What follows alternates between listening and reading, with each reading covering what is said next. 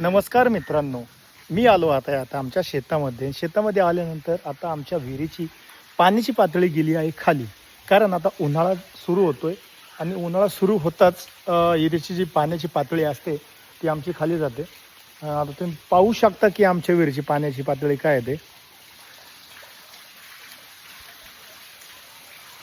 बघा आमच्या विहिरीला जिरे पाण्यातली मोटर आहे आमच्या विहिरी आणि आजूबाजूला झुडपं पण झालेली आहे.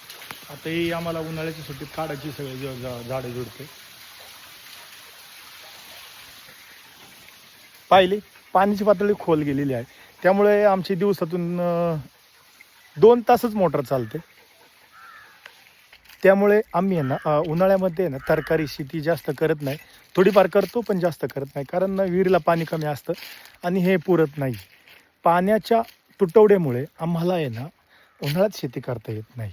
त्यामुळे 2-3 महिने शेती ही आमची नांगरून आहे ना पडते आणि मग पावसाळा सुरू झाल्यानंतर मग आम्ही सोयाबीन वगैरे पेरतो.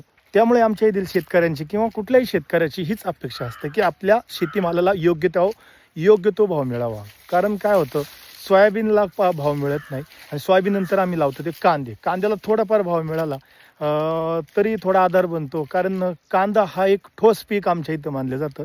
कारण त्यातून निघणारं उत्पन्न हे एकजूट उत्पन्न येतो, मग एक ठोक उत्पन्न येतं. म्हणजे आता सरासरी जर आपण आता कांद्याचं उत्पन्न काढलं तर एकरी म्हटलं तर 8 ते 10 टन जर माल निघाला तर त्याला योग्य तो भाव मिळाला पाहिजे.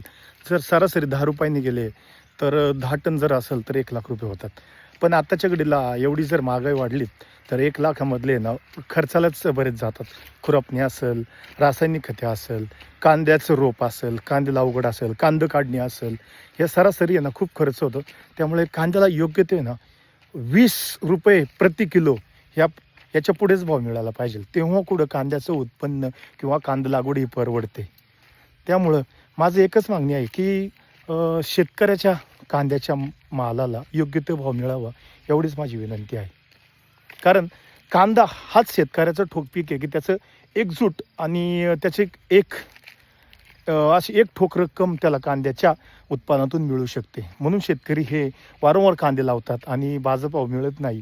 पण त्याची एक आशा असते, अपेक्षा असते की कधी ना कधी त्याला योग्य तो भाव मिळेल ह्याच आशेने शेतकरी हा कांदा लावत असतो. मला एवढंच म्हणायचं आहे ह्या माध्यमातून की शेतकऱ्याच्या कांद्याच्या मालाला योग्य तो भाव मिळावा. तुम्हाला काय वाटतं हे कमेंटद्वारे नक्की कळवा.